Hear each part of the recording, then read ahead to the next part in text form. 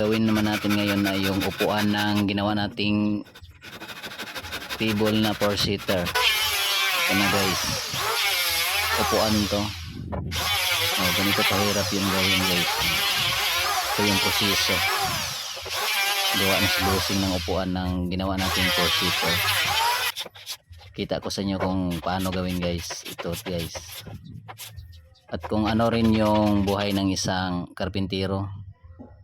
Tapos dito guys, mananghalian muna si Bossing kasi gutom na.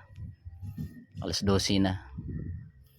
Kinuha na yung kaldero guys. Ito. Tingnan natin kung anong ulam. Uy, ulo ng isda. Kasi alam nyo kung bakit ulo. Kasi yung laman guys, nandun sa iniwan niya sa kanyang pamilya guys, sa kanyang mga anak. Kasi marami yung anak. Ito lang yung baon niya guys. Kawawa naman si Bossing. Yung alamang, bagoong kung dito sa amin tao. Alamang. Yun guys. Tapos yung isda niya, ulo na lang. May dala pang kaldero. Kasi malayo yung bahay nila guys. Mga 7 kilometro siguro. Bait talaga ni Bossing. Kaya pinagpala yung ganitong tao. Lakas palang kumain ni Bossing.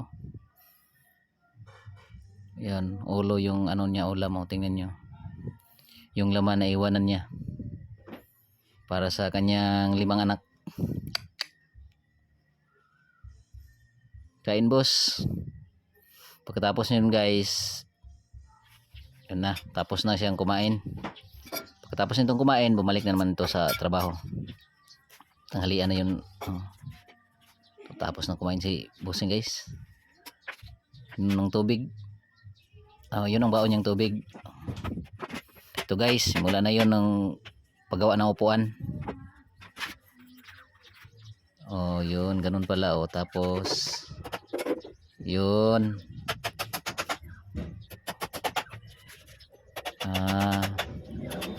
Yun ang upuan na guys. Tingnan natin yun kung ano ang forma pagkatapos. Yung 4 na upuan na yun guys.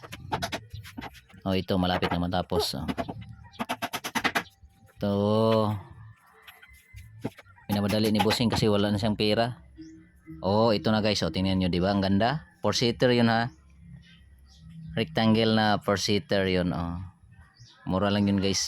Pwede nyo i-PM dito guys. Mag-comment kayo kung gusto nyo mag-order.